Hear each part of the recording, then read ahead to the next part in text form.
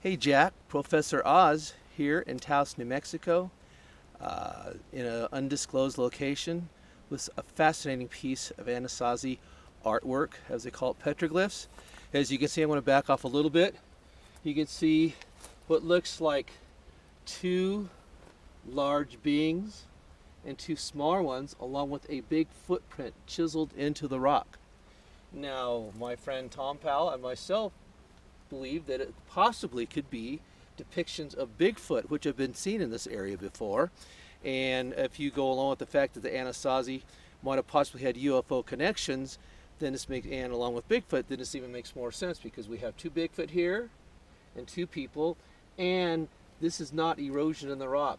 And what's so fascinating about this find right here is that you will find artwork by the Anasazi and other ancient Indians that actually shows a large footprint, but never a footprint with two large beings next to two smaller people. So that's what makes this really, really fascinating, Jack. I brought my millimeter last night. We were getting readings in the 0.6, 0.7. My friend Laura actually on the way over was getting 4.9s and 2s and 3s, but it's dropped down. She seems to have a little bit of a better spirit about her to get those kind of numbers, and Tom and I don't. But anyway, I just told him to say we're also actually getting spiritual activity, quite a bit of it in this area as they're walking around. So anyway, Jack, that's what this is all about.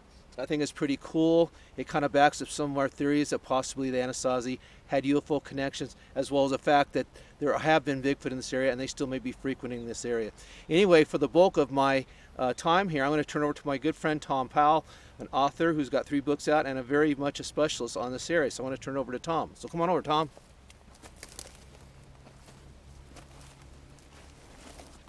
Hello. Thanks, Dave. Here we are, as Dave said, in the heart of Anasazi country outside Taos, New Mexico. Former home of the Anasazi people. Throughout their range, the Anasazi left these petroglyphs in the rocks, and it's given to us to sort of interpret them. One of the fun things about the petroglyphs is we don't have access to the person who made them, so it's completely open to interpretation. No one knows for sure what the Anasazi were trying to represent, what this particular artist had on his mind when this was created. But what we can do is compare it to other petroglyphs in other places. I wrote about a location in Nevada called Valley of Fire State Park. And the interesting thing about Valley of Fire State Park is they actually attempt to interpret some of these motifs. And what you see here is a similar petroglyph from Valley of Fire showing 2 smaller people holding hands with 2 larger people. And then elsewhere in the Valley of Fire State Park, there's a sign that explains what may be represented here. And this pictograph is called the family. And what it shows is 2 larger beings and 2 smaller beings. So some people see this as a family group, but if you ascribe to the idea that the Anasazi were representing supernatural and spiritual entities in these petroglyphs, then maybe it opens the possibility that it's something else here. What you also see is these 2 beings don't have any heads, and it is said by some that that is the way the Anasazi represented entities that didn't want to have their identity fully disclosed, wanted to remain anonymous, so they leave the heads off.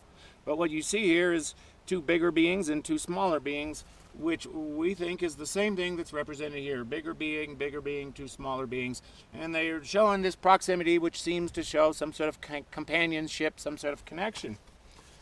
Interestingly, the other thing that you see in other Anasazi pictographs elsewhere is they like to show a foot.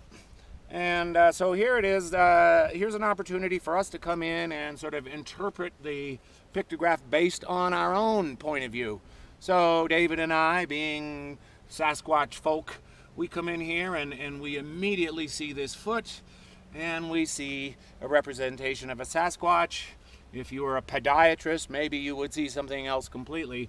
But then we see these 2 large beings and the 2 small beings, and as David said, it could be interpreted as them expressing their relationship to the other entities much bigger than themselves, i.e. the Sasquatch.